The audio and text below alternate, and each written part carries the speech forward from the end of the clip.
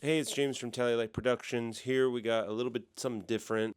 I'm going to do a little voiceover of a shoot a couple weeks ago where I was hired to cam op on a go-kart shoot that involved some mashed potatoes. We had a go-kart rigged up with a couple cameras. We had an Insta 360 Go on the front there, but the wind was so strong that it was pushing the camera forward, so I had to constantly kind of mess with it. Eventually, what we decided is it's just better to grab it on the side or to put a arm in front of it so that when the go-kart is going forward, the camera will lean on that arm. Because before the first time, it basically tilted itself down all the way so you don't have any faces.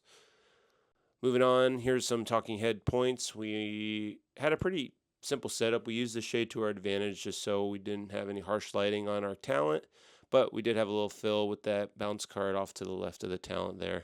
In addition to the Insta360 Go in the front, we had a Insta360 X5, the 360 camera that just released not too long ago, in the back of the go-kart. So we tried a couple variations of this. We tried to do the classic one pull up.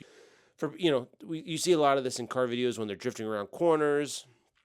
Of course, they're still going fast. This go-kart was going way fast as well, but we didn't want any sort of world where that might have been swaying too much or it might fall off, not so secure, because we really wanted to get a lot of distance away from the go-kart to get the whole thing in frame so it's not too warped.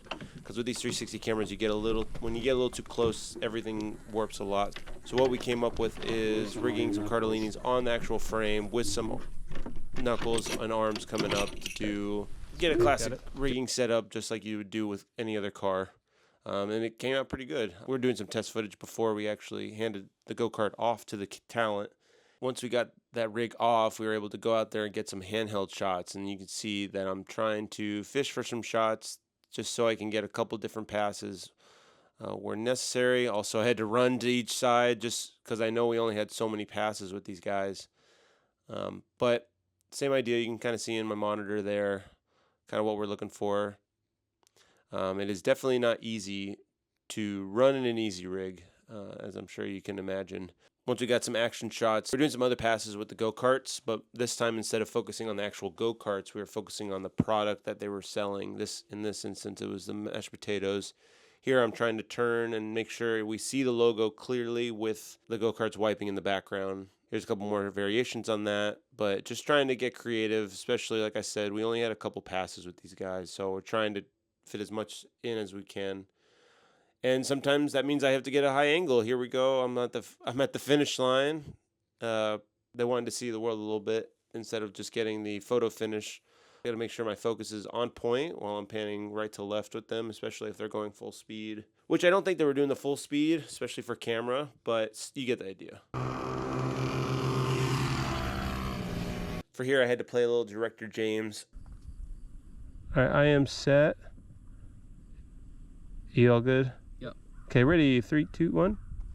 Sometimes it just might be easier whenever directors or other producers are kind of far away from talent, that if it's just something as simple as like, hey, can you just walk this way, or if there's no lines involved.